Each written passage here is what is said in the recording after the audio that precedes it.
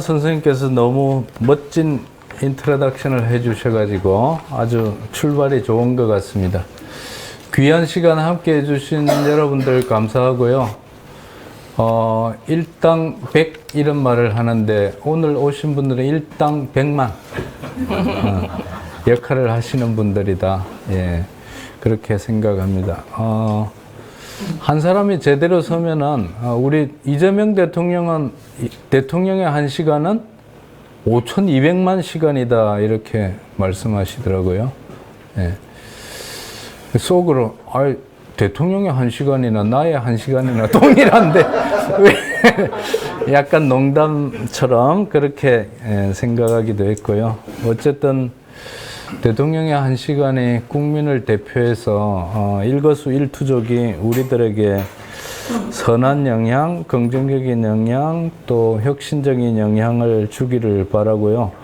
오늘 이 주제 역시 마찬가지입니다. 일당 100만의 역할을 하시는 여러분들과 함께 이미 다 알고 계신 내용이지만 우리가 흩어져 있는 지식과 지혜를 함께 정리해보고 또 개별적으로 갖고 계신 고민들을 함께 나누어 보는 그런 시간이라고 생각합니다.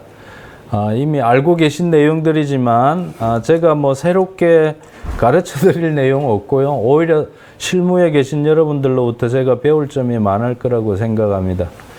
다만 저는 학자로서 이렇게 흩어져 있는 지식이나 경험들을 좀 정리해서 우리 스스로 잘 소화해내고 또 실천적으로 어떻게 해야 지혜롭게 잘 써서 임팩트 있게 이 세상을 바꾸는데 도움이 될 것인가 그런 고민을 하는 사람으로서 제가 정리해 본 내용을 크게 4부로 나누어서 말씀을 드리고 또 필요하다면 질의 토론 과정에서 보충을 하도록 하겠습니다.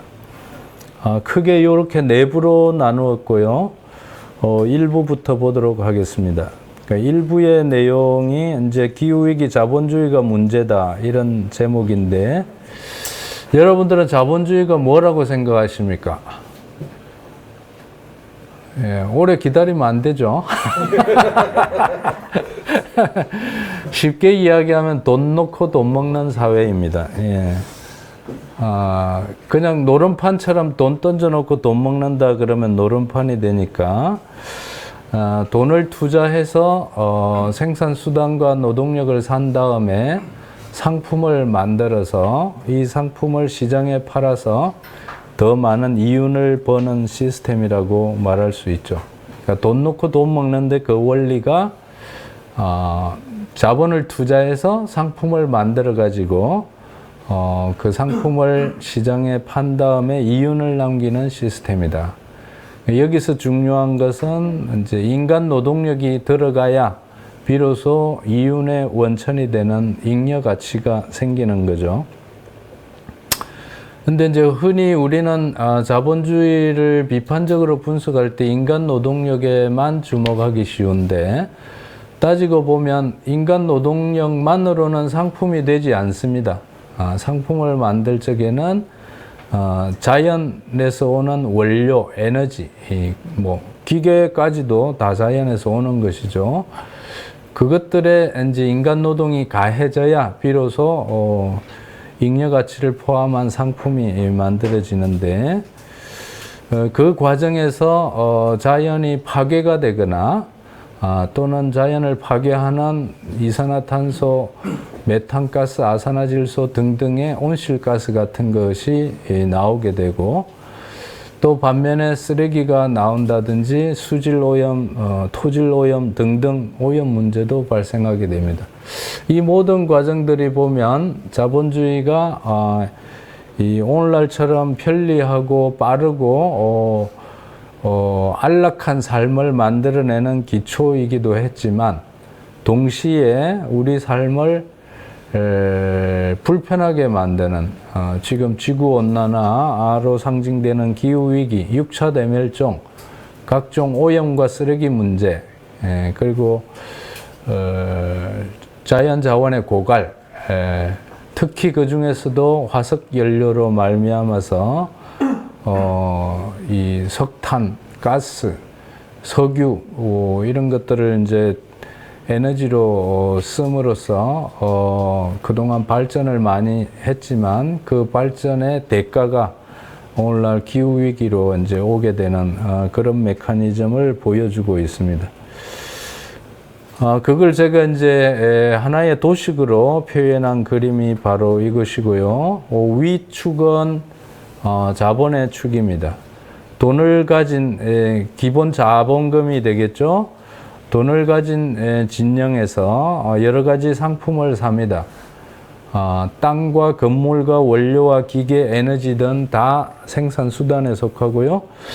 나머지 생산 요소의 하나가 노동력인데 그까지 사서 점점점으로 되어 있는 부분이 우리가 잘 못 보는 공장 안에서 생산 과정의 블랙박스이죠. 그 안에서 상품을 만들어냅니다. 그 점점점으로 되어 있지만 제가 그 블랙박스의 비밀을 나름대로 풀었는데 갈비의 법칙이 작동합니다. 아래로 갈구고 위로 잘 비벼야 살아남는다. 예. 예. 마음껏 웃어도 됩니다. 그 갈비의 법칙이 작동하는 생산 과정을 통해서 잉여 가치를 포함한 상품이 하나의 가치 형태로 시장에 나오게 되고 그것을 시장에서 소비자에게 돈으로 바꾸어내야 처음에 투자한 돈보다 더 많은 돈 다시 이윤 내지 잉여 가치가 붙은 큰 돈이 나오게 되죠. 이게 이제 일반적으로 우리가 알고 있는 자본의 축인데 이 자본의 축을 뒷받침하고 있는 사람의 축도 볼 필요가 있습니다. 우리 사람으로부터 노동력이 나오죠. 한 사람의 인격체를 커다란 원으로 본다면 그 원의 한 10분의 1 정도가 노동력이라고 생각합니다. 저는. 그런데 현실적으로 오늘날 우리들이 살고 있는 삶 속에서는 10분의 9 정도를 노동력이 차지하고 있어서 노동력을 다 팔고 소모하고 빈 껍데기만 남은 인생, 나중에 내 인생을 찾아보려면 10분의 1밖에 안 남아 있어서 서글픈 마음으로 세상을 떠나게 됩니다. 이거를 빨리 깨달을수록 인생의 10분의 9를 인격체로 채우고 나머지 10분의 1만큼만 노동력으로 살면 인생이 행복해질 터인데 그런 걱정 때문에 제가 책을 쓰고 썼는데 잘 안 읽으시더라고요. 좀 일찍 읽고 인생이 이렇게 생겨 먹었구나. 그래서 노동력의 삶을 10분의 1만 쓰면서 행복하게 살면 좋겠습니다. 하여간 노동력을 팔고 그래서 화살표 오른쪽으로 올라가죠. 대신에 받는 돈이 임금입니다. 그 임금을 받아서 바로 돈을 국에 끓여서 먹으면 사람이 죽으니까 그 돈을 가지고 상품을 사야죠. 그 상품은 우리 생활에 필요한 물품이라서 생필품이라고 합니다. 이 생필품을 사와가지고 가만히 모셔두고 우리 목사님처럼 기도만 하면 안 되고 실제로 써야 됩니다. 소비하는 과정이 생활 과정이기도 하죠. 그 생활 과정은 쉽게 말하면 밥 먹고 잠자고 잘 쉬어야 다음날 일하러 갈 노동력이 또 나옵니다. 예. 그래서 자본주의를 자본의 관점에서 보면 돈 놓고 돈 먹는 사회인데 사람의 관점에서 보면 자본주의는 노동력을 팔고 노동력을 재생산하는 과정이다. 그렇게 요약할 수 있고요. 근데 1세대 노동자가 100년 뒤에는 사라질 겁니다. 아무리 오래 살고 싶어도 노동력을 파는 기간이 100년 이상 가기가 어렵죠. 그래서 이 노동력이 살아있을 때 해야 할 역사적인 사명이 하나 있죠. 2세대 노동력을 낳고 길러줘야 됩니다. 그래서 오른쪽에 노동력, 아래쪽에 축이 아가의 탄생이 있습니다. 밤에 잘 먹고 잘 주무셔야 되는데 주무시기만 하면 안 된다 이런 말씀이에요. 그래서 2세대 아가가 나오는데 그 아가가 바로 노동력을 파는 노동력이 안 됩니다. 노동력을 만드는 지난한 과정이 필요한데 그게 오늘날 유치원부터 시작해서 초, 중, 고등학교, 대학, 대학원까지 노동력을 만드는 과정이 요 아래쪽에 숨어 있습니다. 이게 공교육 체제이죠.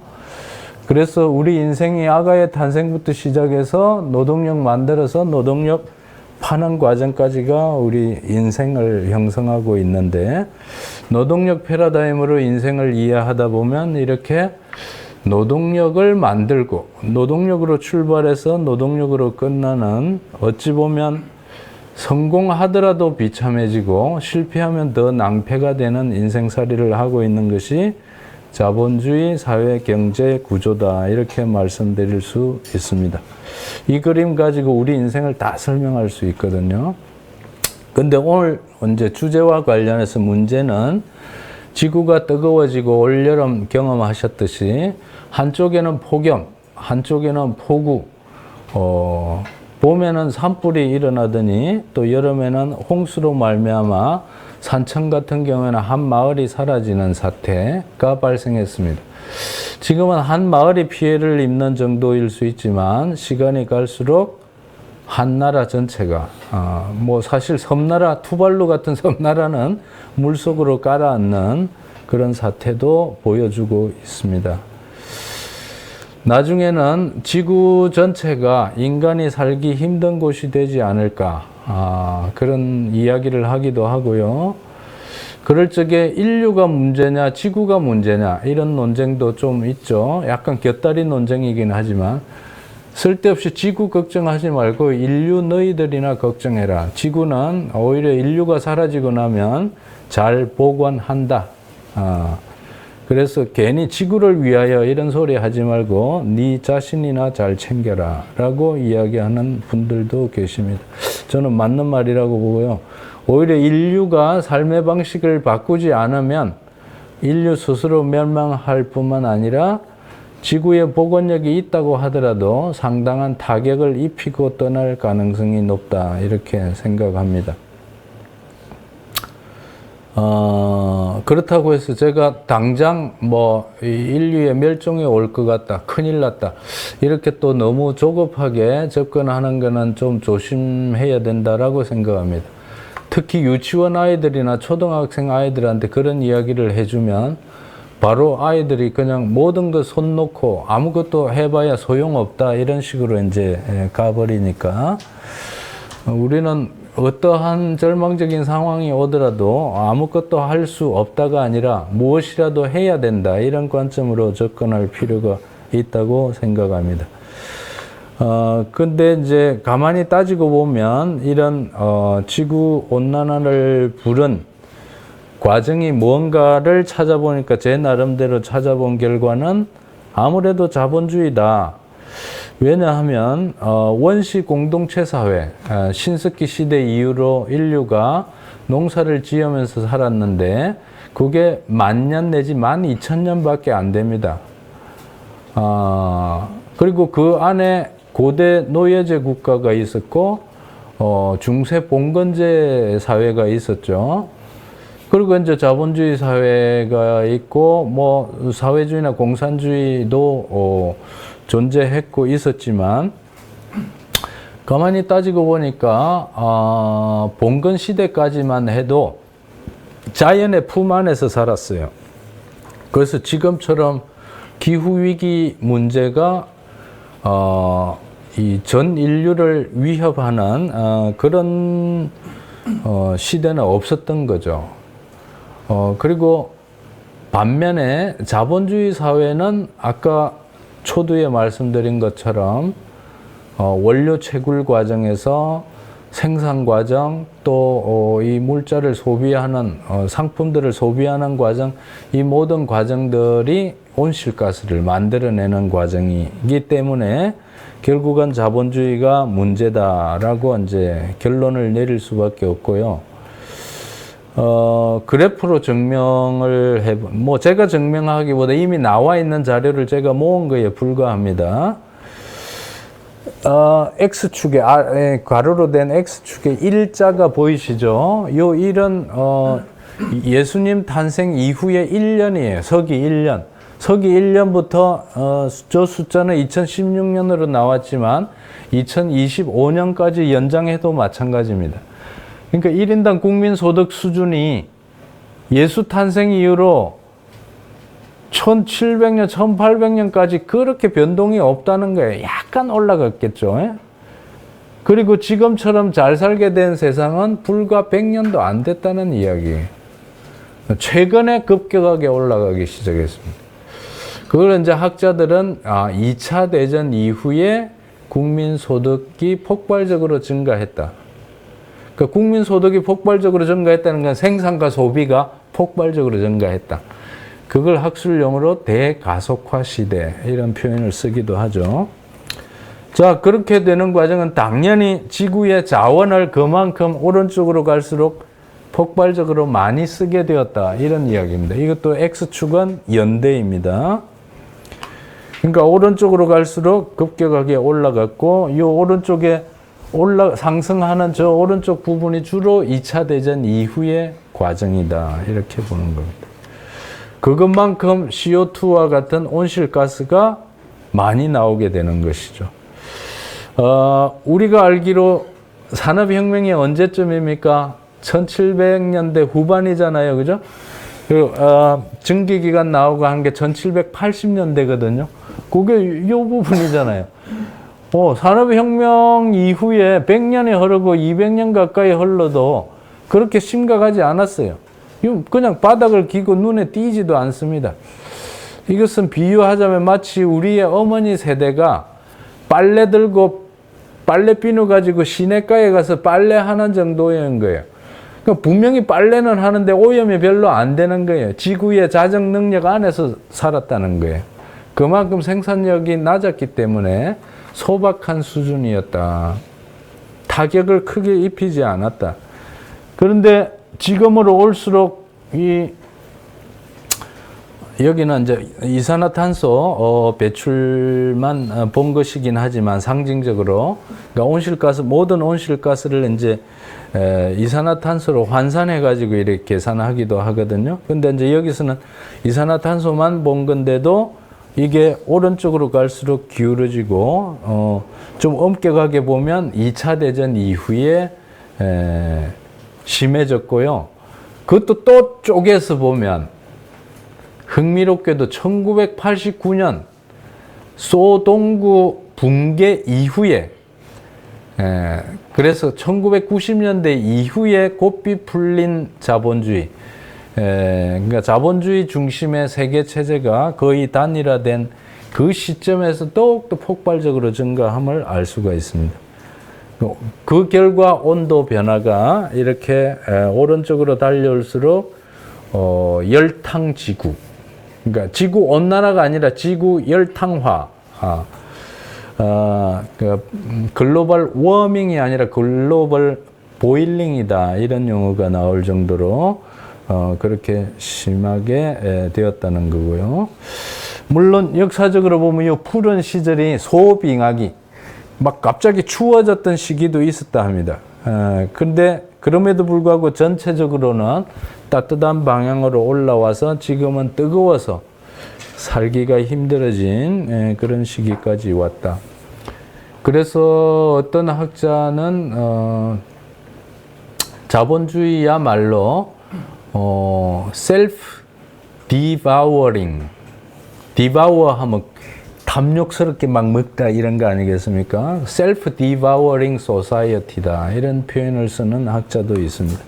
그러니까 자기 파멸 사회인 거죠. 예. 그래서 이제 일부 이야기를 요약해 보면 우리가 편리하게 살기 위해서 또는 돈벌이를 위해서 사실 이 두 축이 다 있는 거예요. 한쪽에 자본은 더 많은 돈을 벌기 위해서 노동 쪽은 열심히 일하고 협력해가지고 내 삶을 윤택하고 편리하고 쾌적하게 살기 위해서 이 두 가지 목표의 결합이 결국은 지금의 기후 위기를 부르는 기본 메커니즘이 되었고 그것을 초래한 과정이 자본주의 상품 사회다. 상품을 대량 생산하고 대량 소비해서 더 많은 돈을 벌인과 동시에 더 수준 높은 생활을 하고자 한 우리들의 욕망이 함께 결합이 되어서 초래가 된 것이다. 이렇게 요약할 수 있을 것 같습니다. 1부와 2부를 좀 끊나요? 아니면 바로 계속하나요? 계속해요? 쓸데없는 말을 해서 죄송합니다. 미리 이야기가 안 돼서. 예. 자, 이제 여러분들 지루하시지 않습니까? 어떻습니까? 예. 그런 멘트 괜찮네요. 아직은 안 지루합니다. 예, 좋습니다. 예.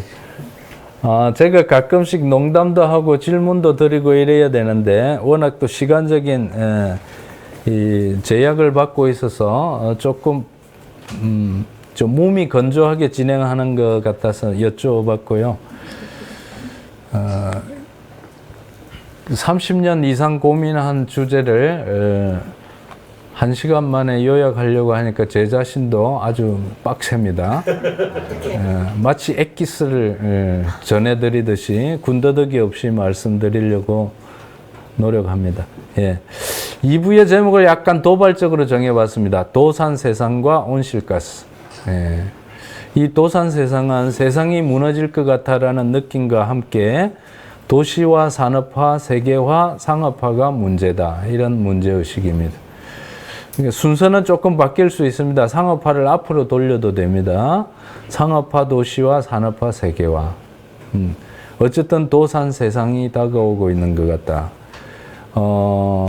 따지고 보면 농촌을 버리고 도시로 왔죠. 저 자신도 고등학교 때까지는 지방 도시에서 살았지만 아버지는 농사도 짓고 날품팔이도 하고 그렇게 사셨는데 저는 공부해서 도시로 가야 된다 이런 마인드로 도시로 와서 공부를 하다 보니 이게 아니구나라고 깨닫고 기회만 나면 시골로 내려가서 살고 있습니다만 어쨌든 도시화라고 하는 과정은 좀 다르게 보면 농사 지어서는 돈 안 된다 이런 철학이 기본으로 깔려 있고요. 그것은 각성해서 깨달은 게 아니라 나라의 정책과 경제의 운영 방향이 농민들로서 살기 어렵게 됨으로 말미암아 경험적으로 깨달은 진실이었던 것 같습니다. 근데 그렇게 살면 안 된다는 게 가면 갈수록 문제의식으로 높이 각인되고 있는데 그 이유는 결국은 우리가 산다는 게 먹고 사는 거지 안 먹고 산다 이런 용어는 안 쓰죠. 먹고 살아야 되네. 그리고 우리 옛날 전통적인 어른들의 인사 말씀이 저녁 드셨습니까? 아침 드셨습니까? 이러지. 아침 굶었습니까? 저녁 굶었습니까? 이렇게 안 하죠. 혹시라도 건강을 위해서 단식을 할 수는 있지만 기본으로는 먹고 살아야 됩니다. 그죠? 너무 안 웃으시는 것 같아요. 예. 예, 속으로. 예. 고생 많으십니다. 속으로 한번 웃으시는 거. 편하게 웃으시면 됩니다.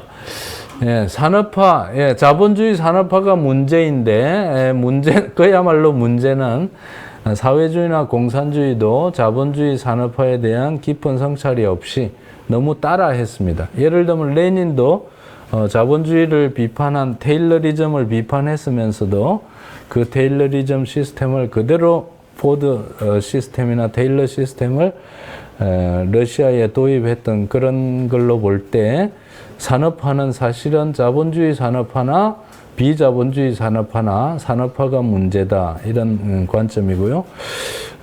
그것은 상업화와 연결되어 있습니다. 그래서 이제 예를 들면 농업을 산업으로 여기게 되면 농산물을 상품으로 가져가는 거죠.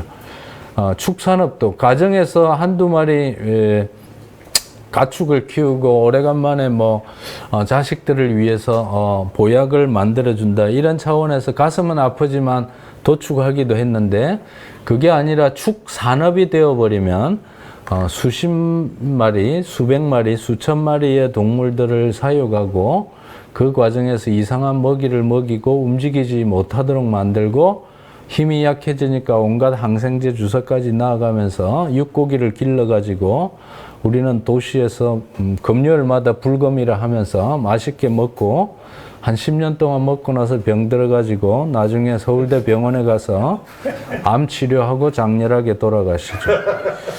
이제 이런 게 다 도산 세상을 이루고 있습니다. 그리고 이제 그런 일국적인 산업화, 상업화 과정이 일국에 만족하지 못하고 전 세계적으로 뻗쳐나가는 것이 세계화였던 셈이죠. 예.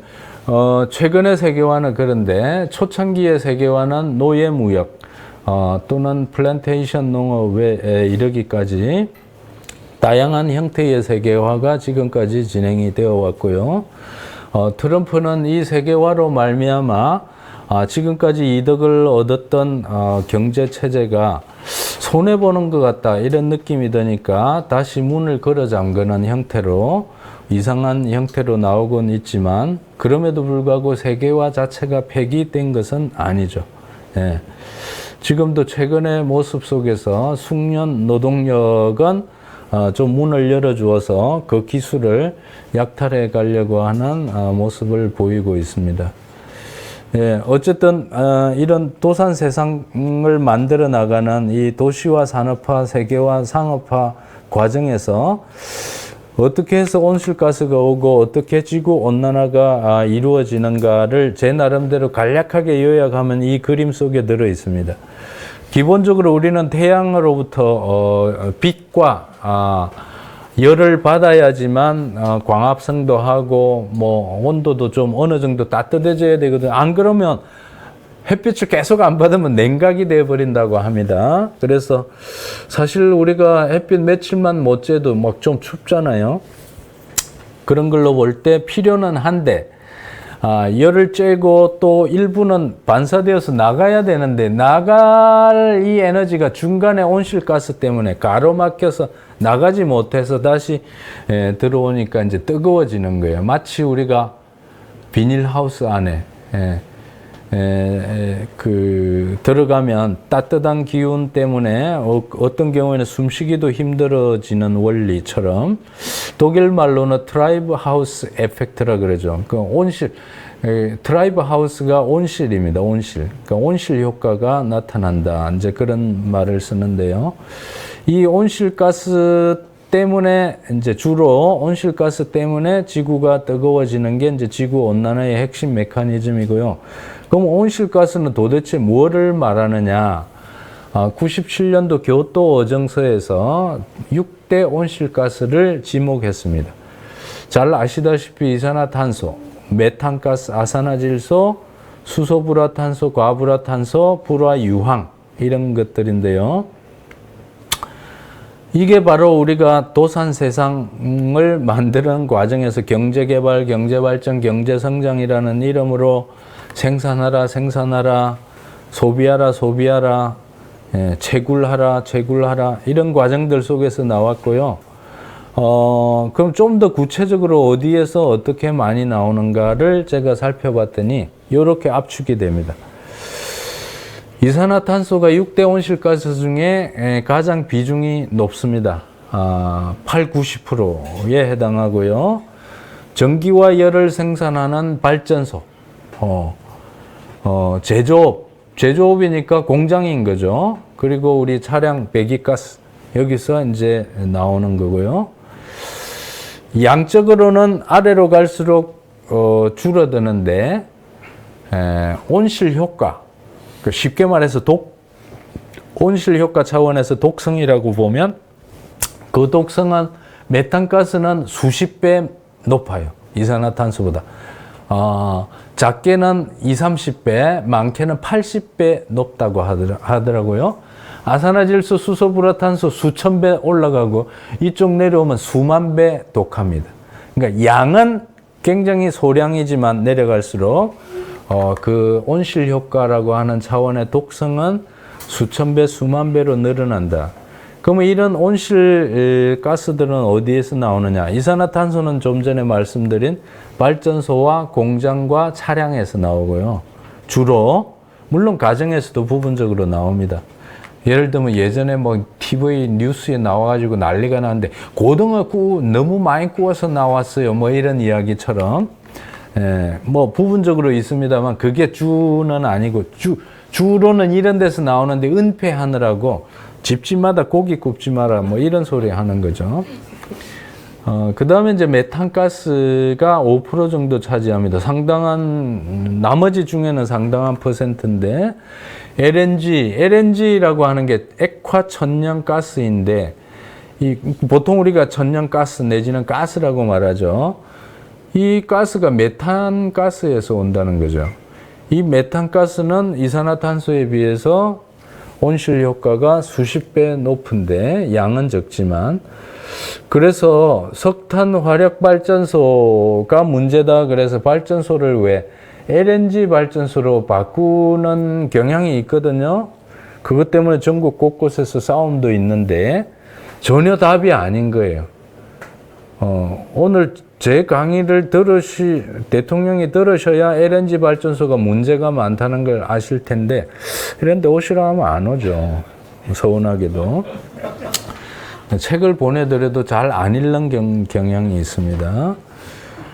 그 다음에 이제 각종 폐기물, 이거는 보통 우리 쓰레기 문제, 물론 퇴비에도 나오긴 합니다. 그래서 부분적으로 유기농에서도 부분적으로 이런 게 있기 때문에 아무 문제가 없는 것은 아니에요. 유기농조차도.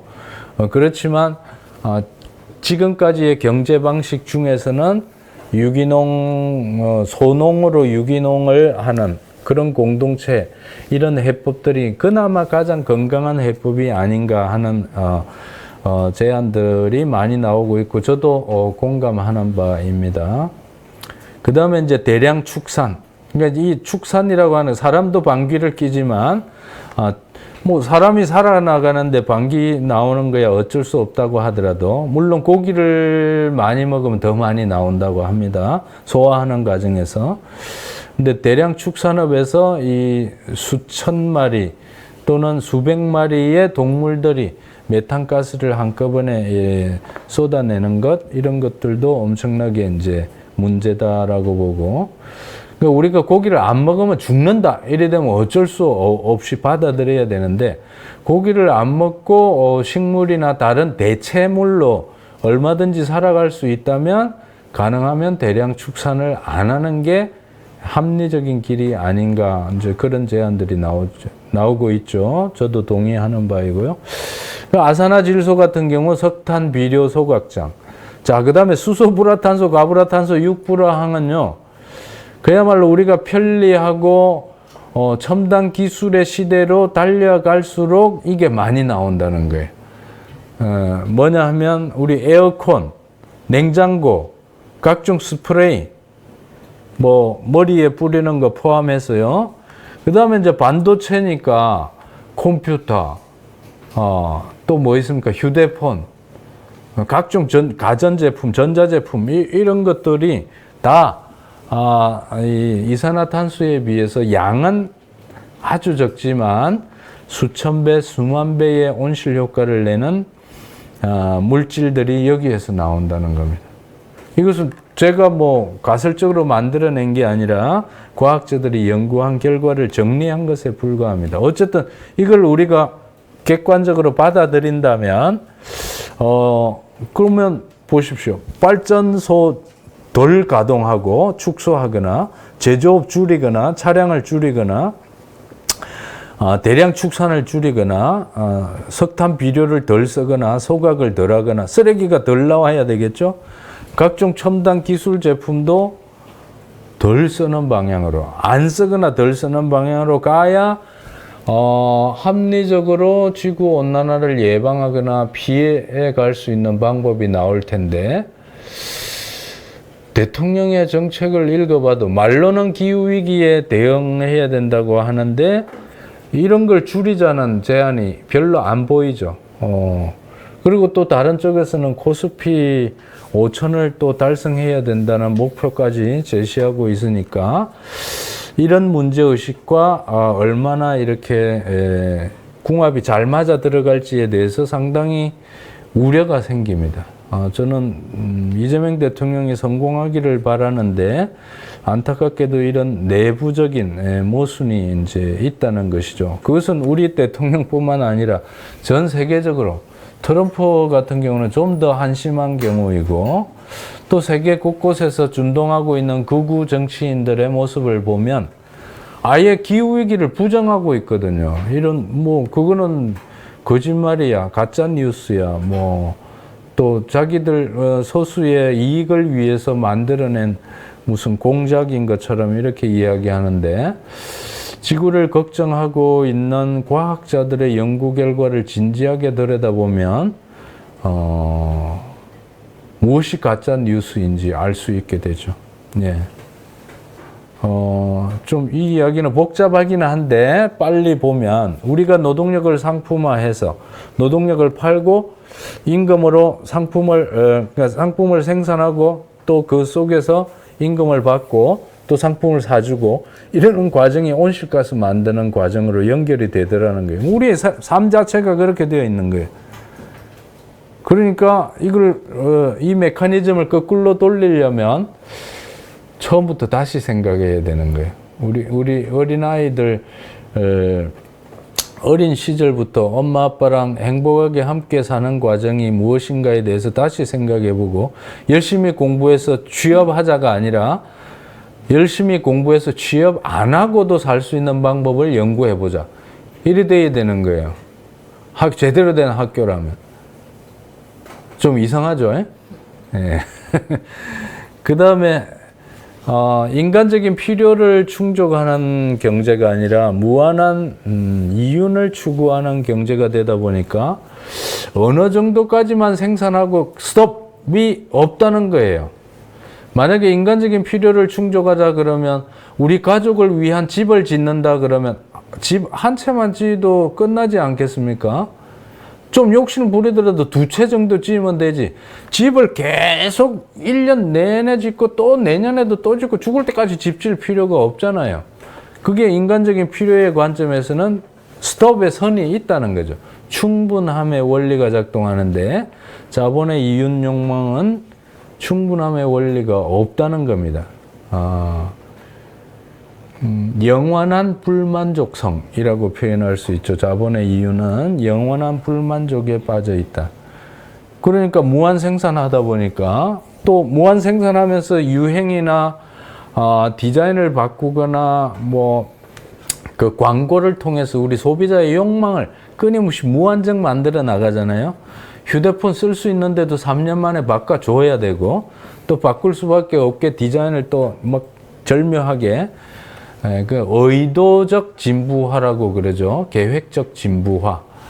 그러니까 아직 물건을 쓸 수 있는데도 기계 장치, 예를 들면 배터리를 수명을 3년 정도밖에 안 되도록 만들어서 새로 바꾸지도 못하고 그 바꾸는 값이 더 비싸서 새 거 사는 게 더 낫게 만들 정도로, 그러니까 디자인 자체가 그렇게 되다 보니까 자원의 소비나 온실가스의 방출이 끊임없이 이제 파국이 올 때까지 진행이 된다는 거죠.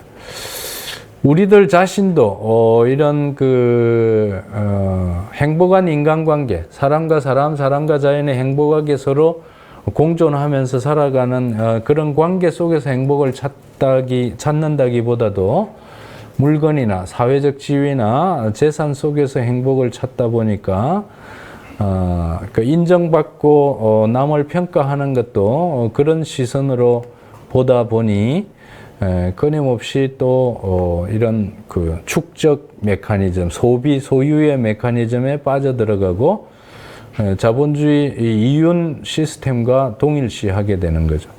이 모든 과정들이, 그리고 비용은 사회가 해결하라 그러고 이익은 내만 취하고, 그래서 아주 무책임한 경제가 되어서, 좀 이따가도 보시겠습니다만 온실가스를 방출하는 선진국이 따로 있고, 그 온실가스 배출로 말미암아 지구 생태계 파괴가 오는데 유독 더 많이 피해를 보는 나라가 또 따로 있는 그런 세계적인 차원에서의 부정의가 관찰되고 있다. 이런 문제 제기도 나오죠. 그리고 사실 대부분 나라의 대통령들이 다 생산력과 경쟁력 패러다임에 빠져 있는데, 사실은 엄밀하게 보면 그런 과정들이 상품 단위당 들어가는 인간 노동력을 줄임으로써 옛날에 물건 하나 만들 때 100의 가치가 들어갔다면 생산성이 10배 올라가면 100의 가치가 아니라 10의 가치밖에 못 만들죠. 그러니까 그 10개를 모아야 100이 되니까 각각은 10분의 1밖에 안 되죠. 그러니까 상품 단가당 가치는 줄어듭니다. 그것만큼 사실상 이윤이 줄어드는 거예요. 그래서 옛날에 차 한 대 팔아서 100만 원 남기기가 쉬웠는데 좀 쉽게 요약해서 말하면 요즘 한 대 팔아서 10만 원 남기기도 쉽지 않은 세태가 오는 겁니다. 그러니까 물건은 많이 만들고 자원은 없어지고 온실가스는 많이 나오는데 이윤도 쪼그라드는 거예요. 그럴수록 더 많이 만들어서 팔아야 본전치기를 하니까 그 가운데 자본주의 경제 구조는 온실가스를 방출해서 멸망할 때까지 지옥까지 따라간다라고 하는 자체 모순을 안고 있다는 이야기고요. 우리 유엔의 사무총장님도 지구온난화 시대는 끝났고 글로벌 보일링 시대가 왔다. 그리고 WMO라고 들어보셨습니까? 세계 기상기구거든요. 유엔 산하기구가 올해 초에 그런 발표를 했습니다. 올해 초에 발표하기를 작년에 지구가 그나마 안정적으로 버틸 수 있는 1.5도 상한선, 산업혁명 이전에 비해서 지구 전체 평균 온도가 1.5도가 작년에 넘어섰다는 거예요. 그 말은 이제 거의 산으로 따지면 버틸 수 있는 정상을 넘어서서 이 큰 바위가 정상의 고기를 조금 있으면 이제 자빠지기 시작해서 막 지 혼자 굴러갖고 2도, 3도, 4도 막 올라가서 폭발적으로 뜨거워지는 시기가 멀지 않았다. 이걸 보면 사실 이런 이야기는 이제 애들이 들으면 큰일 날 수 있는데 우리 어른들은 이걸 진지하게 들어서 정말 우리의 대응을 게을리 해서는 안 되겠다라는 경고로 진지하게 받아들였으면 좋겠다라는 말씀까지가 이제 2부였습니다. 제가 물 한 잔 먹고 하겠습니다. 네.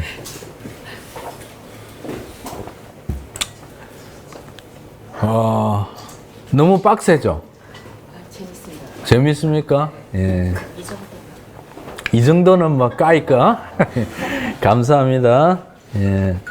제 3부는 총체적 삶의 위기와 자본입니다. 뭐, 요 책에 나오는 순서 그대로는 아니기 때문에, 이런 내용을 듣고 혹시 또 책을 보신다면, 오늘 제가 요약해드린 내용을 염두에 두시면서 읽어보시면 훨씬 쉽게 읽히리라고 보는데요. 그러니까 온실가스나 지구온난화 내지는 지구 열탕화만 문제가 아니라 다른 지표들도 심각하다는 거예요. 예를 들면 미세 플라스틱이 알바트로스 같은 새의 뱃속에서도 나오고 사실 여러 선생님들 여름 휴가 때 여행하시면서 맛있는 회거리도 드시고 그러셨을 거 아닙니까? 예, 모르고 드셨으니까 망정이지.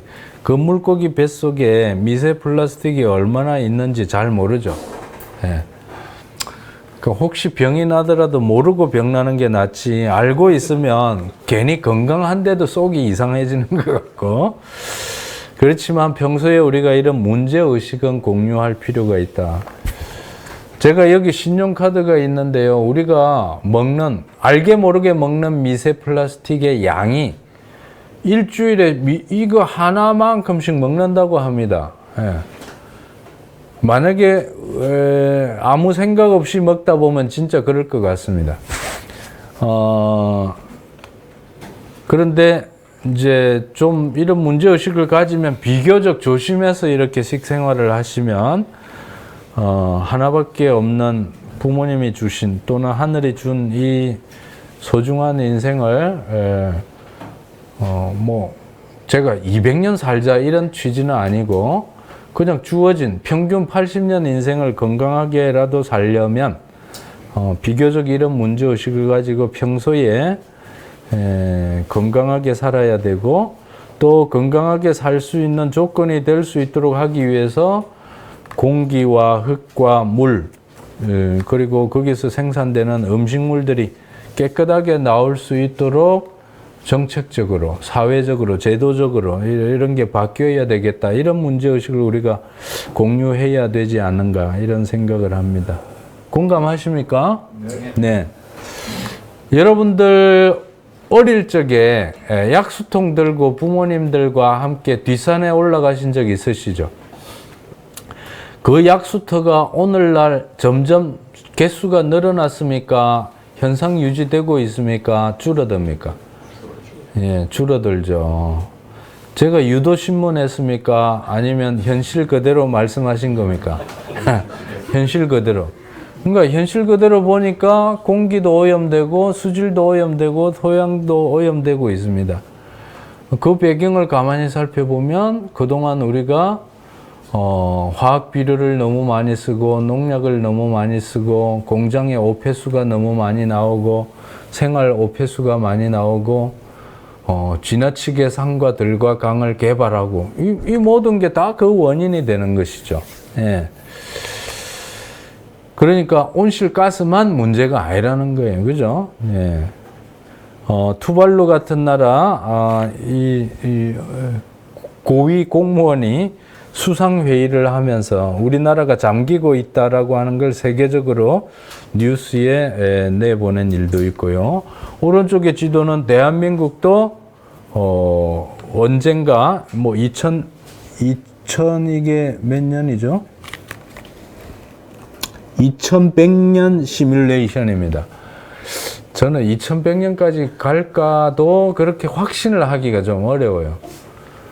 물론 살아남는다면 감사하겠지만 2100년까지 저야 그 이전에 이미 흙 속에 들어가겠죠. 그런데 우리 후세를 생각해 보면 우리 애국가에도 길이 보전하세가 있죠.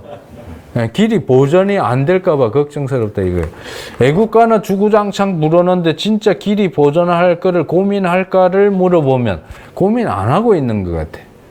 맹세도 많이 하고 애국가도 부르고 있는데 그 맹세하는 것만큼 진지하게 정책이 나오고 사회적 실천이 그렇게 나오면 좋겠다. 네, 이거는 온실가스 배출 총량인데 차이나가 인구도 많고 배출량도 많습니다. 그 다음에 마가 위대한 미국 하는데 뭐가 위대한지 온실가스 위대하게 배출하고 있죠. 인도가 있고요, 러시아가 있고요, 일본이 있고, 이란이 있고, 독일이 있고, 인도네시아, 사우스 코리아입니다. 10위권 안에 있습니다. 이것은 1인당으로 돌린 건데 석탄 발전 부문에서 CO2 배출이 호주가 1등이더라고요. 그래서 호주가 또 유난히 지난번 그 산불 사태에 수억 마리의 야생동물 죽어가고 이랬던 사태에서도 나타나듯이 반면에 대한민국이 1인당으로 따져서 엄청 2위를 차지하고 있습니다. 중국은 인구수로 나누니까 오히려 3등으로 내려갔고요. 남아공화국, 미국, 일본, 독일, 세계 평균 이런 순서로 나와 있습니다. 어쨌든 기후 악당국에 들어있는데 그것만큼 윤석열 정부는 물론이거니와 이재명 정부에서도 어느 정도 이제 이런 부분에 신경을 쓸지 좀 우려스럽긴 하고요. 이제 크게 보면 팬데믹 시기에 줄어들었다. 이 이야기는 팬데믹 정도의 임팩트라 그럴까? 경제 활동을 마비시킬 정도가 돼야 어쩔 수 없이, 그러니까 우리가 이성적으로는 경제 활동을 줄일 그런 의지가 안 보이잖아요. 그죠? 오히려 이성은 자꾸 더 많이 생산해야 된다고 합니다. 대통령조차도 성장을 이야기하니까요. 어쨌든, 그렇다고 팬데믹이 오기를 바라는 것도 이거 모순이고, 상당히 자가당착적인 위치에 있는데, 정말 호모 사피엔스, 지혜로운 인간들이라면, 우리가 경제 내용을 생산과 소비, 유통 이런 과정을 자발적으로 줄여냄으로써 지구온난화나 파국도 막고 팬데믹 같은 사태도 막고 그렇게 가야 그게 이성적인 대응이 아닌가 그런 생각을 하게 됩니다. 이거는 우리나라 정책적으로 잘 못하고 있다는 이야기이기 때문에 넘어가고요. 아까 얼핏 말씀드렸는데 89년도가 이산화탄소 기준으로 지구가 버틸 수 있는 적정 한계선을 넘어버린 거예요. 350 ppm. 100만 공기 알갱이 중에 이산화탄소 알갱이가 350개다 이런 이야기입니다. 예. 지금은 뭐 연도하고 비슷하게 따라오더라고요. 작년에 424, 올해는 425까지 올라가지 않았을까 싶은데 어쨌든 350선을 훨씬 넘어서서 가고 있는 게 정말 이상하고요. 아까도 얼핏 말씀드렸지만 산업화 이전이 280 ppm이라는 거예요. 어쩌면 이 정도가 인간이 살기에 쾌적한 환경이었다는 거예요. 그러니까 이 정도의 온실 효과를 내는 이산화탄소가 있어 줘야 따뜻함이, 쾌적한 따뜻함이 어느 정도 유지가 된다는 거예요. 안 그러면 너무 추워서 원산한다는 거죠. 근데 그게 재미있게도 1937년, 그러니까 2차 대전 이전까지 같았다는 거예요. 숫자로 보면 280 ppm으로 같았다는 거예요. 그러니까 산업혁명하고 한참 뿜어대도 지구 전체의 피해가 그렇게 오지 않았다는 이야기. 참 신기한 이야기죠. 그런데 아까도 말씀드렸지만 2차 대전 이후에 급격하게 올라가기 시작했고 마침내 소동구가 붕괴되었던 시점, 그 시점이 지구가 정상적으로 작동하는데 마지막 한계선이었고 자본주의로 세계 경제가 단일화되면서부터 더 악화. 그래서 고삐 풀린 자본주의라는 표현이 있지 않습니까? 그게 이제 소동구가 존재할 때는 그나마 사회주의 블락이 강할 때는 자본주의가 눈치를 보면서 체제 경쟁에서 우리도 뒤지지 않으려고 복지도 하고 신경도 좀 썼다는 거예요. 그런데 이제 소동구가 붕괴됨으로 말미암아 그쪽에도 자본주의 상품이 들어가고 뭐 아직까지도 비자본주의적인 나라들이 있기는 있지만 워낙 미미하게 존재하고 있기 때문에 거의 지구 자본주의, 글로벌 캐피탈리즘으로 단일화되었다고 이야기하는데 그러다 보니까 이게 가팔라지는 속도가 더 빨라졌다. 그렇게 이제 본다는 겁니다. 많이 아시겠지만 우리 요 서점에도 이 책이 있는 걸로 알고 있는데요. 있죠. Breaking Boundaries라는 책을 보시면 요 밑에 점점점으로 나온 9가지 지표를 연구하신 그 요한 록스트렘 외의 스웨덴 학자인데요. 독일 학자, 스웨덴 학자, 그러니까 유럽의 학자들이 왼쪽에는 2009년이고 오른쪽에는 2023년인데 비교해 본 결과 빨간 선이 훨씬 많이 늘어났죠. 그러니까 이게 9가지 지표를 가지고 비교해 봤는데 푸른 선이 쾌적한 선이고 요 붉은 게 많아질수록 이제 인간이 살기가 불편해진다는 거예요. 그러니까 불편함이 늘어난 거고 시간이 갈수록 이 전체적으로 다 꽉 차서 불편함이 충만한 세상이 될 것이다. 그러니까 아까 말씀드린 대로 땅 위로 기후변화, 오존층, 에어로졸, 미세먼지 이런 것들이 있고 땅 위에서는 생물 다양성, 토지 이용, 또 플라스틱과 같은 새로운 물질들, 그리고 화학 비료 층계, 비가 오면 쓸려 내려가서 강이나 바다로 가죠. 그 다음에 육지의 담수, 우리가 마실 수 있는 물이나 생활상에 쓸 수 있는 물이 가면 갈수록 부족해진다는 이야기죠. 그러니까 바다가 산성화되고 또 어족이 멸종되고 이 모든 측면, 뭐 이거 이외에도 여러 가지 차원들이 많은데 이 과학자들이 연구한 결론 내용을 보면 온실가스나 지구온난화 문제뿐만 아니라 미세먼지라든지 생물 다양성이나 토지 이용 차원이나 각종 플라스틱과 같은 신물질, 바다 산성화 이런 것들로 말미암아 바다 산성화가 되니까 어족도 줄어들고 지금 제가 바닷가 근처에 살고 있거든요. 예전 같으면 뭡니까? 전어, 며느리도 돌아온다는, 집 나간 며느리도 돌아온다는 전어 축제가 엄청나게 활성화되고 전국에서 사람들이 많이 몰려올 텐데 굉장히 썰렁해요. 그리고 어떤 날에는 전화해서 아주머니 전어 있습니까? 그러면 오늘 전어가 없어요. 전어가 안 잡힌다는 거예요. 전어뿐만 아니라 다른 물고기들도 많이 줄었다고 합니다.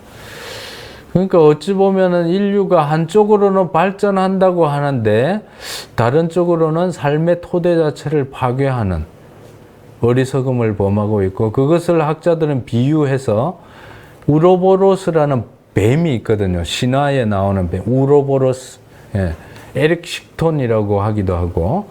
그러니까 뱀인데 지가 지 꼬리를 먹으면서 살아가는 거예요.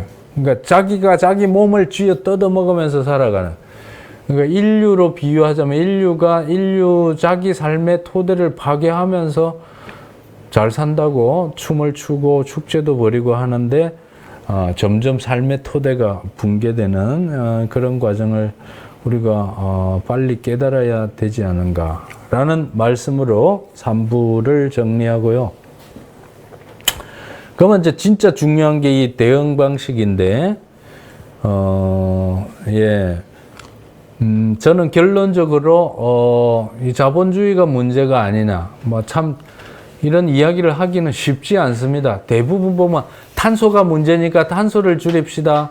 우리 낭비가 심하니까 좀 절약합시다. 그런 이야기를 하면 마음이 좀 그나마 편안하죠. 자동차 요일제를 해서 좀 줄이자든지 그런 이야기는 편안하게 할 수 있는데, 저는 그것이 답이 아니다라는 말을 하고 싶은 것은 아니고, 그것을 포함해서 이윤을 추구하는 체제, 그리고 무한한 욕망, 어떤 편리주의, 간편주의, 쾌락주의를 쫓아가는 우리들의 삶의 방식을 근원적으로 성찰하는 탈자본을 바탕으로 생명의 세계로 나아가야 된다. 그래서 인간과 인간이 더불어 잘 사는 것은 물론이고 인간과 비인간 존재까지도 조화롭게 살아가는 이런 철학이 필요하다고 보고요. 그것을 저는 자본주의나 사회주의나 공산주의를 넘어서서 생태민주주의라는 방향이 우리들의 철학적인 방향이 아닌가라고 요약을 해봅니다.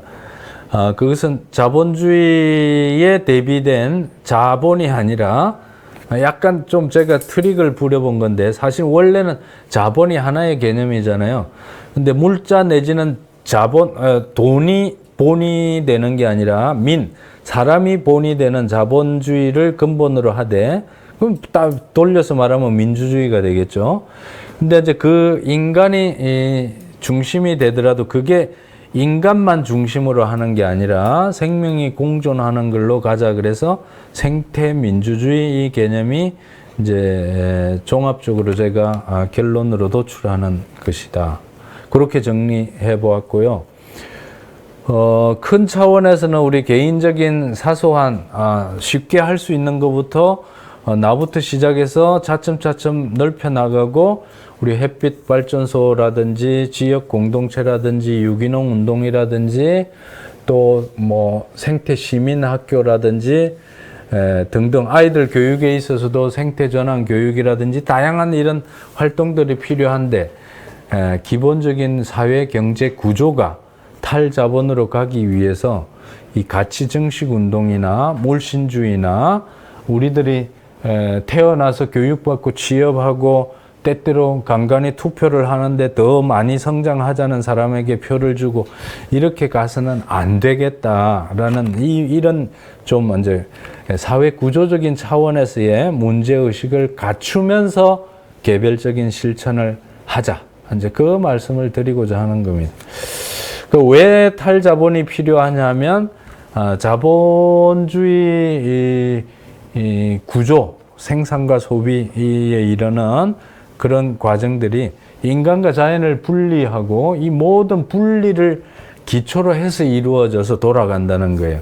공동체와 개인이 분리되고 정신과 육체가 분리되고 생산수단 노동력이 분리되고 예를 들면 정신과 육체가 분리되다 보니까 마음이 따뜻하고 인간관계가 친밀하게 오랫동안 유지되고 이런 정신적 차원보다는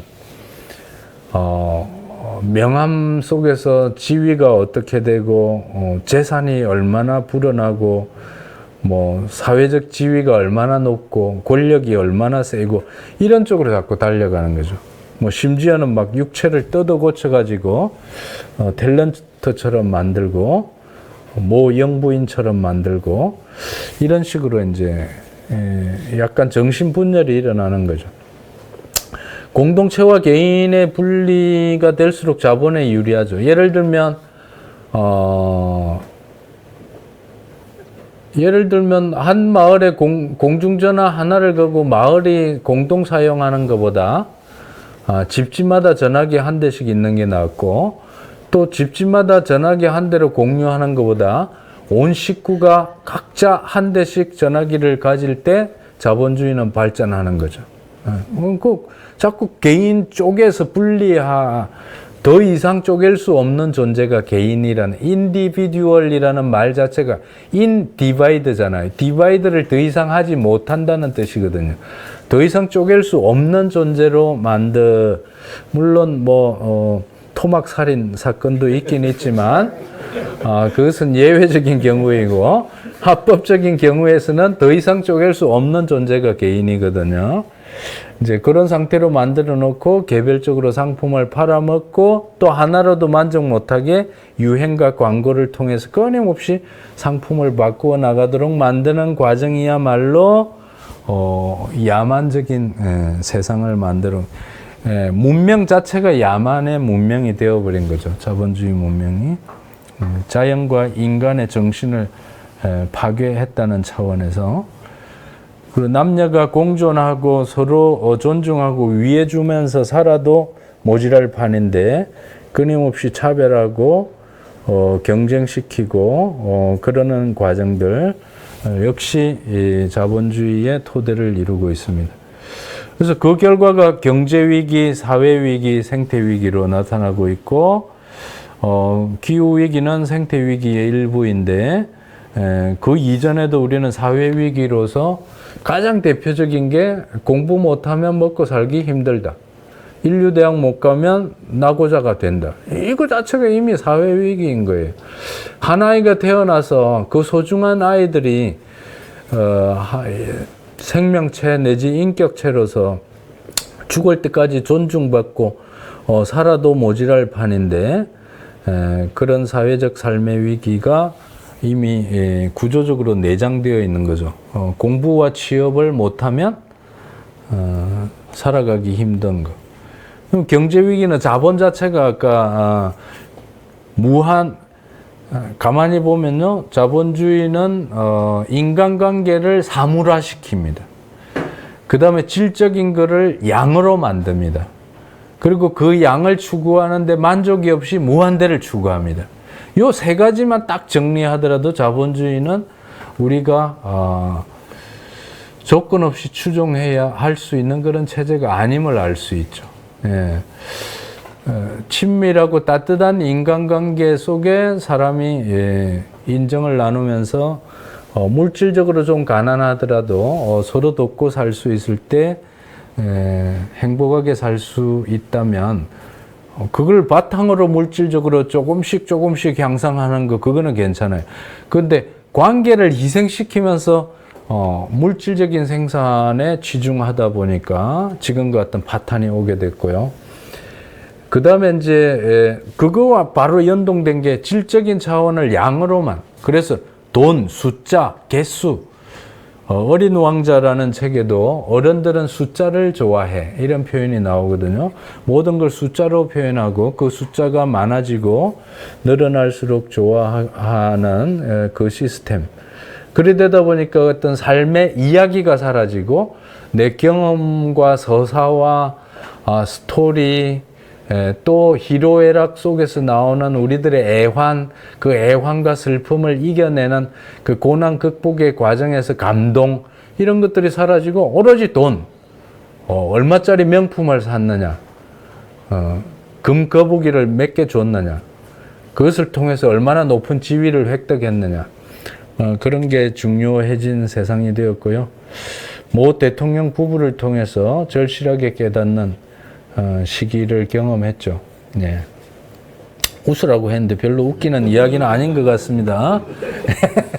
죄송하고요.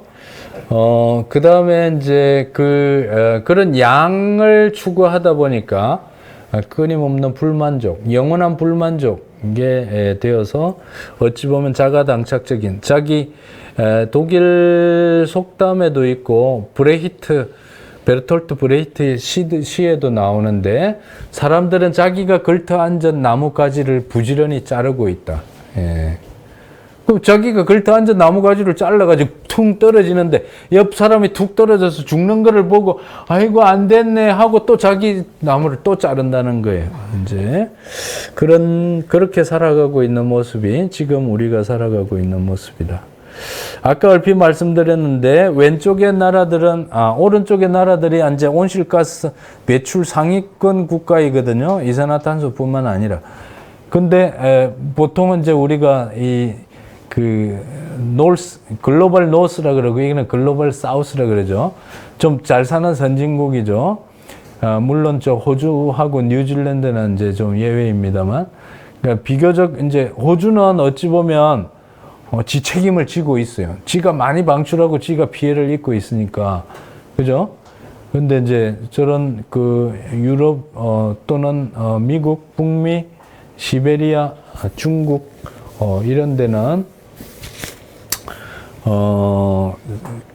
오히려 많이 만들어내고 피해는 덜 보고 있는. 근데 부분적으로 중국도 어마어마한 피해가 있죠. 그래서 전체적으로 볼 때 이런 부분이 존재하기 때문에 글로벌 정의 차원에서도 문제의식이 필요하고, 그러니까 이번에 9.27 기후정의 행진이라고 정의가 들어가는 이유가 세계적으로는 이 그림에 해당하고 각 나라 사회에서는 또는 세계 전체도 마찬가지입니다.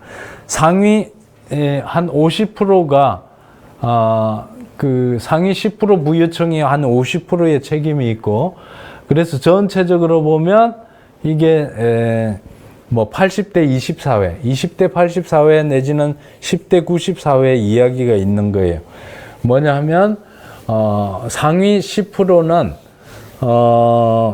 온실가스만 보더라도 90%의 책임을 지고 있다.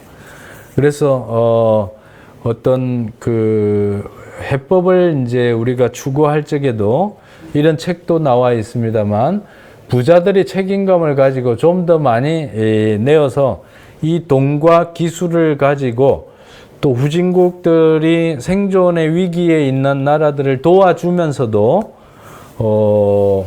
모두가 함께 공존할 수 있는 제3의 적정한 생활 스타일을 만들어내어서 온 지구가 공유하는 형태로 가야 올바르지 않느냐. 이제 그런 제안이 나와야 되는데 사실은 잘 안 나오고 있죠. 그래서 피해보는 나라와 혜택만 보는 나라가 따로 존재하는, 또는 계층적으로 피해보는 계층과 혜택보는 계층이 따로 존재하는 게 아니라 이런 인류가 이런 공동의 문제의식을 공유한다면 좀 더 가진 사람들이 많이 부담해서 공정한 세상을 만들어 나가는데 더 많이 기여해야 되지 않느냐. 이제 그런 이야기고요. 그런 대안적인 아이디어를 낼 적에 지금의 경제는 무책임의 경제고 단절의 경제고 획일성의 경제고 등가 교환의 경제라면 대안적인 경제는 책임성과 순환성과 다양성과 선물의 경제를 확장하는 그런 형태가 되어야 되겠고, 저는 개인적으로 생태민주주의라는 용어를 씁니다만 일본의 사이토 고헤이 같은 학자는 탈성장 코뮤니즘, 반다나 시바나 많은 우리나라 많은 여성 학자들도 에코페미니즘을 주장하고 계시고요. 또 일부 학자들은 사회생태주의 또는 생태사회주의 이런 제안도 하고 계신데, 저는 뭐 비교적 비슷비슷한 개념들이다. 다만 공통분모로서 오른쪽에 이런 요소들이 있다. 이렇게 보시면 될 것 같습니다. 그러니까 어찌 보면 개념이나 철학이나 이런 게 없어서가 아니라 사실은 현실적으로는 현실 정치인가들이 이해관계에 얽매여 있거나 아니면 이런 대안적인 고민을 진정으로 깊이 있게 하지 못해서 어찌 보면 지금의 경제 구조로부터 벗어나는 것이 너무나 두려워서 그러니까 그게 이해관계에 매여 있는 거죠. 개인적인 이해관계뿐만 아니라 사회 전체적으로도 벗어나는 것을 상상하자마자 전체 경제가 붕괴되고 끝장이 날 것처럼, 사실은 자본주의가 끝장나더라도 인류는 끝장이 안 날 수가 있거든요. 제대로 인류가 살기 위해서라도 자본과 헤어질 결심이 필요하다는 것이 저의 학자적인 양심을 걸고 하는 문제의식입니다. 네. 옛날 같으면 잡혀갔을 것 같은데, 네. 어쨌든 지구를 구하기 위해서 이런 다양한 대안 논리가 필요하다고 보고요. 뭐 다 이야기는 좋은데 좀 눈에 보이게 이야기해보라 그러시는 분들이 많아서 네 가지만 뽑아보면, 에콰도르의 생태헌법, 산과 강과 들에도 자연이 파괴될 때 이 자연의 아우성을 대변해서 우리 사람 변호사가 붙어서 자연 자체도 법 인격을 가질 수 있다. 이게 생태헌법이에요.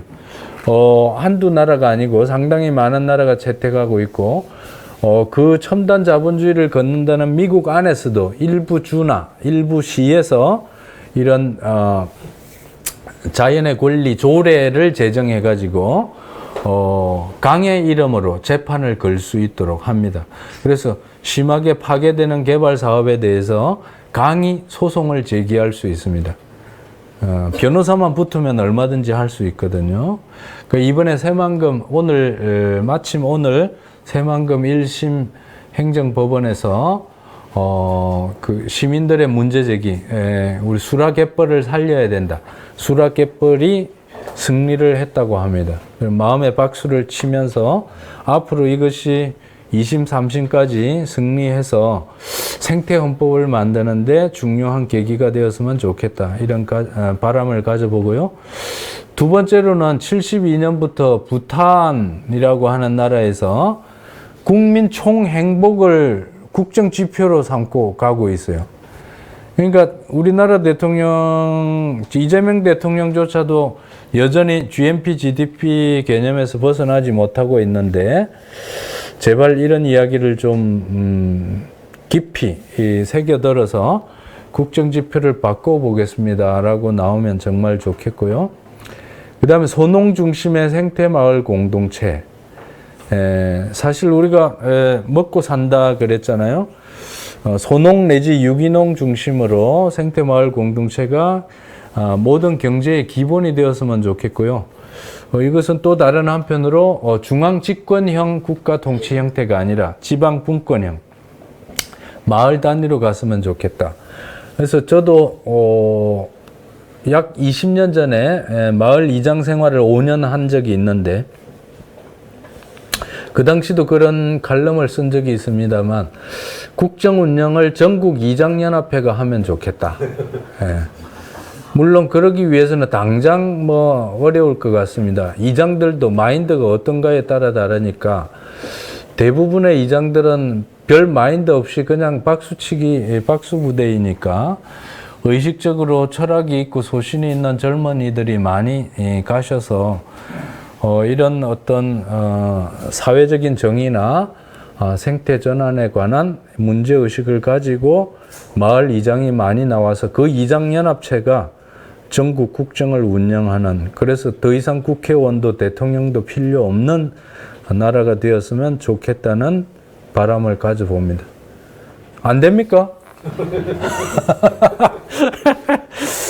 네, 탄소 중립 도시계획, 탄소 중립 마을, 주택. 그래서 뭐 제로 에너지 하우스 뭐 그런 개념도 있습니다만, 당연히 이런 거 해야 되고요. 그 다음에 우리 대량 생산, 대량 소비, 대량 폐기가 아니라 적정 생산에서 적정 순환까지 이렇게 돌아가는 생활 스타일도 만드는, 탈자본 진생명의 철학을 바탕으로 이런 구체적인 개념과 구조들이 정책으로, 제도로 나오면 좋겠다는 게 저희의 바람이고요. 중간에는 넘어가겠습니다. 그 다음에 우리 참여하신 여러분들께서 우리가 개인적으로 나 혼자 또는 동네에서 실천할 수 있는 예를 하나씩만 말씀해 보실까요? 어떤 게 있겠습니까? 아나바다 장터에 참여하는 거. 그죠? 예. 샤워할 때 어떻게 하시겠습니까? 샤워할 때. 소변 누기. 샤워할 때 같이 는데 그거 좀 이상한 해법 같습니다. 예. 진짜 물 안 나올 때 제가 경험해 봤는데, 바가지에 물을 받아 가지고 손수건이나 수건에 짜 가지고 몸을 닦는 거예요. 그래도 시원하더라고요. 예? 근데 물이 잘 나올 때는 이상하게 안 하게 돼. 그러니까 물이 뭐 오늘 저녁부터 안 나온다거나 또 갑자기 안 나와가지고 불가피하게 물을 어렵게 얻어와가지고 조금씩 쓸 때는 그렇게 해본 경험이 있고요. 저는 오늘 오랜만에 여기 온다고 머리 감고 왔는데 드라이기로 안 말리고 책받침으로 또는 부채로 말리고 왔습니다. 뭐 예를 들면 그런 실천들 얼마든지 할 수 있거든요. 저는 이사하면서도 생태 화장실을 이삿짐에 싣고 이사를 했습니다. 이삿짐 센터 아저씨가 이삿짐 경력 10년에 이런 이삿짐은 처음 봤다. 화장실을 싣고 이사를. 간단합니다. 그 공원에 있는 화장실을 사가지고, 이제 조금 변형을 하는 거예요. 앞에 깔때기를 놓고 오줌 받는 데를 만들어서 오줌만 바깥으로 오줌통에 모이게 하고, 똥 누는 부분에는 왕겨를 깔아서 똥을 누고 뒤에 문을 만들어서 이제 아예 큰 그릇을 넣고 빼고 이제 거름밭에 갖다 붓고, 그렇게 하는 걸로 만들어서 저는 똥오줌을 분리해서 만들어서 물도 절약하고 전기도 절약하고 물도 오염시키지 않고 텃밭에 뿌려주니까 풋고추, 상추, 뭐 들깨 이런 거, 김장, 배추까지 자급자족하는 정도가 됩니다. 예를 들면 그런 거 얼마든지 할 수 있고요. 그런 식으로 하나씩 가능한 실천을 하면 좋겠고요. 아까 말씀드린 대로 기후정의 행진, 저는 뭐 전국에서 서울에 다 모이는 것보다는 각 지역마다 이런 게 이루어졌으면 좋겠다는 생각입니다. 괜히 온실가스 배출하면서 서울까지 굳이 안 와도 되는 그런 운동이 필요하다고 보고요. 생태헌법, 정의로운 전환, 사회경제구조의 생태전환, 이런 마인드를 사회적으로 공유하는 인문학 모임이라든지 기후시민학교라든지 이런 것들을 많이 실천해 봤으면 좋겠다. 그리고 우리가 함께 생태민주주의 사회를 꿈꾸면 좋겠다. 이런 말씀을 드리고, 이정모 선생님이 찬란한 멸종이라는 책을 쓰셨는데 작년에 이런 표현이 마음에 들었습니다. 결국은 자연의 역사를 쭉 살펴보면 결국 인간이 문제다. 그래서 우리만 변하면 된다. 그런 이야기입니다. 그러니까 우리가 어떤 식으로 변할 건가에 대해서 오늘 제가 좀 길게 말씀드렸고요. 제가 나름대로 문제의식을 갖추어서 오늘 이 책과 더불어서 아이들을 위해서 기후위기 시대 슬기로운 경제 수업이라는 책을 썼는데 우리 어린이들에게 많이 권해주셨으면 좋겠습니다. 책에서 나오는 수익금은 환경단체, 대안교육 이런 데 후원금으로 보내드리고 있습니다. 네. 마지막으로 한 번밖에 없는 인생, 속도나 높이로 빨리 달려가고 높이 가는 게 인생의 행복이 아니라 행복한 관계, 행복한 과정, 그 속에서 하루하루 보람과 가치를 느끼고 의미를 느끼는 그런 인생이 되었으면 좋겠다는 말씀으로 오늘 강의 마치겠습니다. 고맙습니다.